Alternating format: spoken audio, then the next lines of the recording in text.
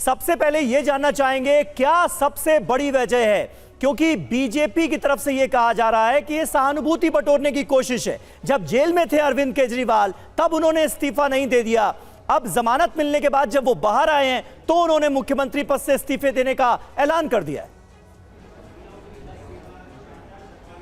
देखिए, अगर इतनी सस्ती सहानुभूति हिंदुस्तान के अंदर मिलती है तो इनके 22 राज्यों के अंदर मुख्यमंत्री हैं, सारे इस्तीफा दे दें, सब इस सहानुभूति ले लें। यहां तक कि प्रधानमंत्री को भी आजकल सहानुभूति की काफी जरूरत है, वे इस्तीफा दे दें, वो देश की सारी सहानुभूति ले लें। ये तो इसके ऊपर तो कोई रोक नहीं है, वे ले सकते हैं। आप मुझे लिस्ट बताइए कि आपके कौन कौन से मुख्यमंत्री इस सहानुभूति के लिए इस्तीफा देने के लिए तैयार हैं। हम उनका पब्लिकली स्वागत करेंगे और हम अपने पार्टी कार्यकर्ता को भी कहेंगे कि भाई अपने हिस्से की सहानुभूति भी इनके मुख्यमंत्रियों को दे दो। आप मुझे बताइए भारतीय जनता पार्टी से पूछ के कि कौन कौन इस्तीफा देने के लिए तैयार है। तो मकसद क्या है आम आदमी पार्टी तो की इस स्ट्रैटेजी के पीछे? क्या मकसद है? अरविंद केजरीवाल ने जिस तरह से कहा है कि 2 दिन के बाद वो इस्तीफा दे देंगे। देखिए, क्या है कि इसके सवाल का जवाब इसलिए नहीं मिल रहा क्योंकि ये स्ट्रैटेजी नहीं है। ये एक मुख्यमंत्री जिनके ऊपर 2 साल से झूठे आरोप लगाते रहे गए, 500 जगह छापे मारे गए, 1 रुपया कहीं पे नहीं मिला, 1 नए पैसे की बेईमानी नहीं मिली, 1 कोई बेनामी प्रॉपर्टी किसी के नाम नहीं मिली, और उसके बाद 2 साल तक मुशक्कत करने के बाद भी सीबीआई और ईडी की ये हालत है कि मुकदमा शुरू नहीं कर पा रहे हैं। इससे झल्लाकर सुप्रीम कोर्ट ने पीएम मिलने जैसे मामले के अंदर सब आरोपियों को, जितने अंडर ट्रायल थे, सबको जमानत ये कह के दे दी कि भैया 2 साल में आपसे मुकदमा शुरू नहीं हुआ, कोई आदमी पूरी जिंदगी कोई ना जेल में रहेगा।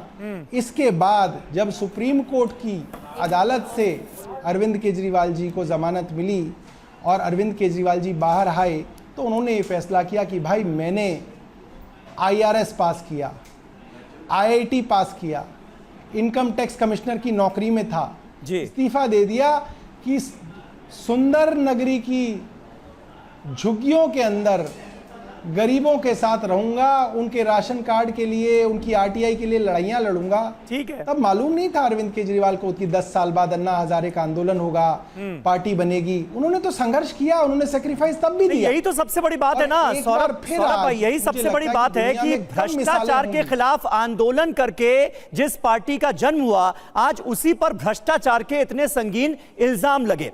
अब बीजेपी ये कह रही है कि भाई उनके पास कोई चारा ही नहीं था, जमानत पर छूट कर आए हैं, सशर्त जमानत मिली है, ना मुख्यमंत्री दफ्तर जा सकते हैं, ना साइन कर सकते हैं, और कोई रास्ता ही नहीं था।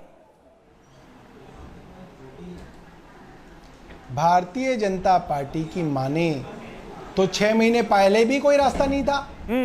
भारतीय जनता पार्टी ने तो कई लोगों को हाई कोर्ट भेजा कि अब ये मुख्यमंत्री नहीं रह सकते, हाई कोर्ट ने नहीं मानी। सुप्रीम कोर्ट में भी कहा गया कि अब ये मुख्यमंत्री नहीं रह सकते, सुप्रीम कोर्ट ने भी नहीं मानी।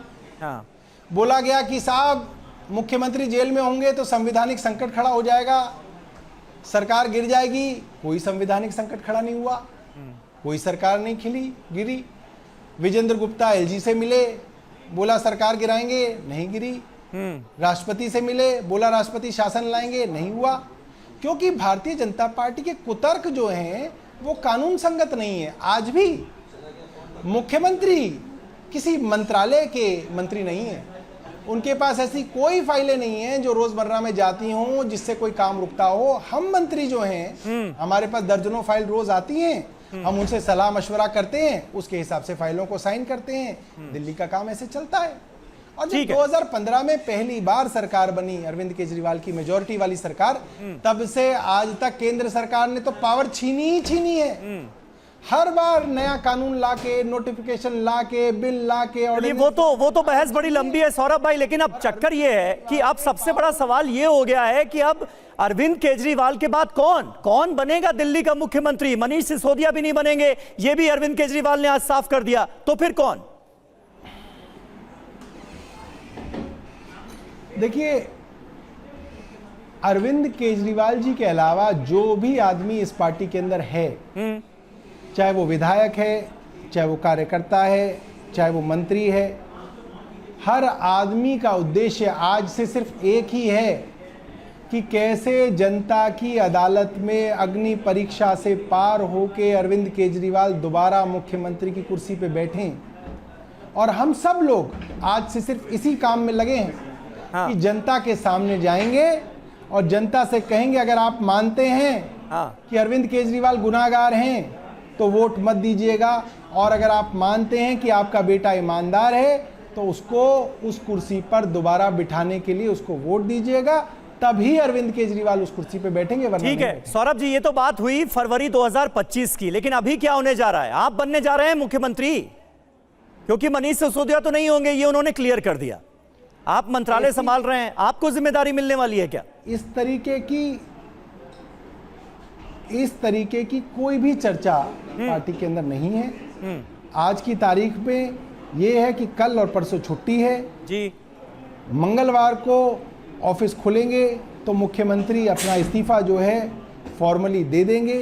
उसके बाद विधायक जो ग्रुप होता है उसकी मीटिंग होगी और तब ये फैसले लिए जाएंगे। मगर मैं फिर आपको बता रहा हूँ, ये सब सांकेतिक फैसले हैं। अच्छा, इन फैसलों की कोई अहमियत नहीं है।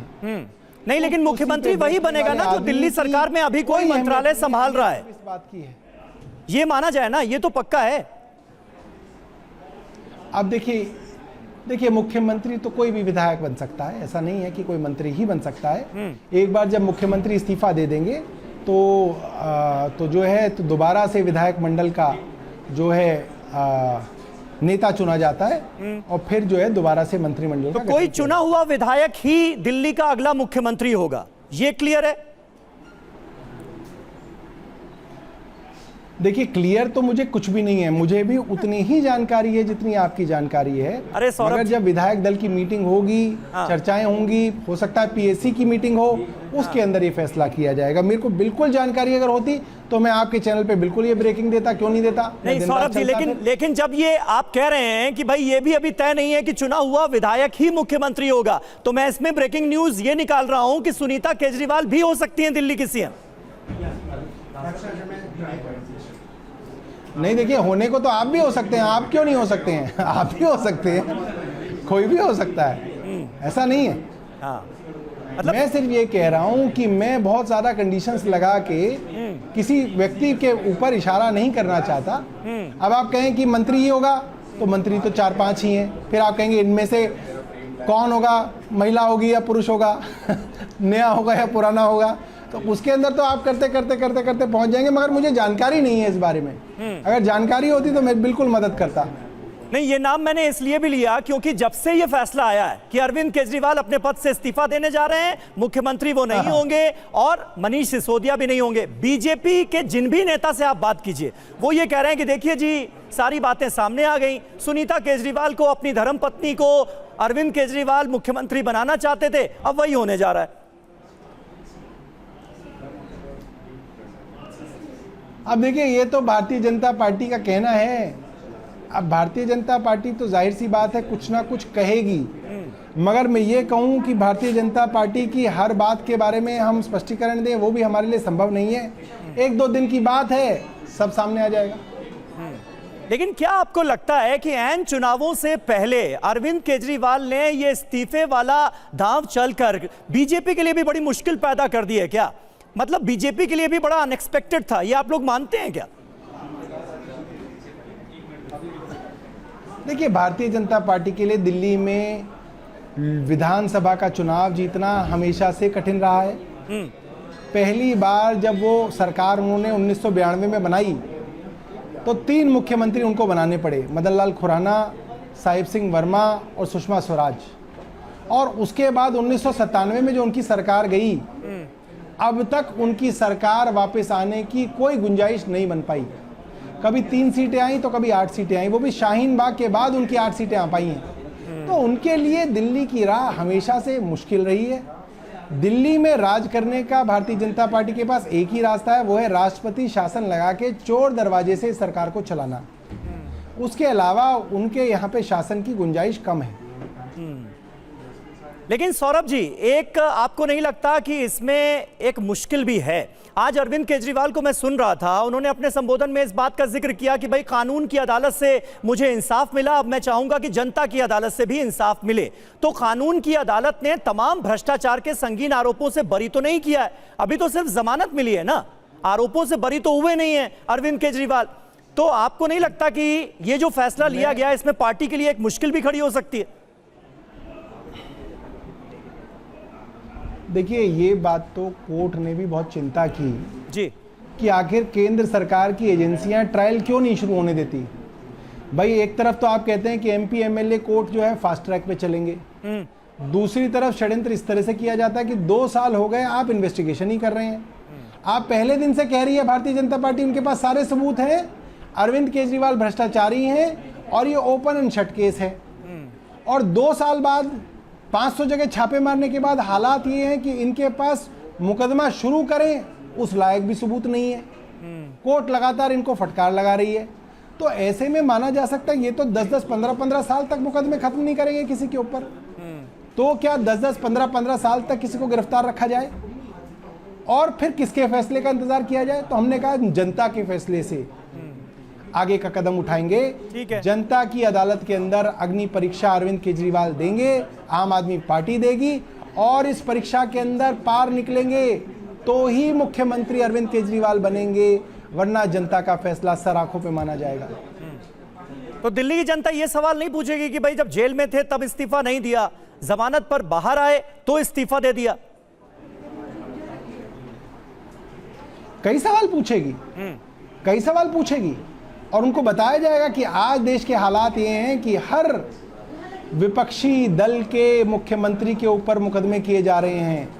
अच्छा। चाहे वो छत्तीसगढ़ के पुराने मुख्यमंत्री हों, चाहे वो केरल के मुख्यमंत्री हों, चाहे वो बंगाल की ममता बनर्जी हों, चाहे कर्नाटका के सिद्धारमैया हों, सब पे झूठे मुकदमे लाद कर केंद्र सरकार जेल में डालकर उनकी सरकारें गिराने की साजिश कर रही है। अगर इस तरीके से मुख्यमंत्री इस्तीफे देने लगे तो सब जगह सरकारें गिरा दी जाएंगी।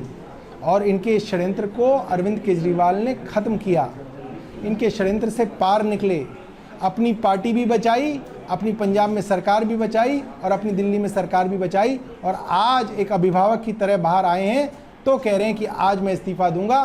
पार्टी बच गई, दोनों सरकारें बच गई, अब जनता की अदालत में जाएंगे। ठीक है, बहुत बहुत शुक्रिया।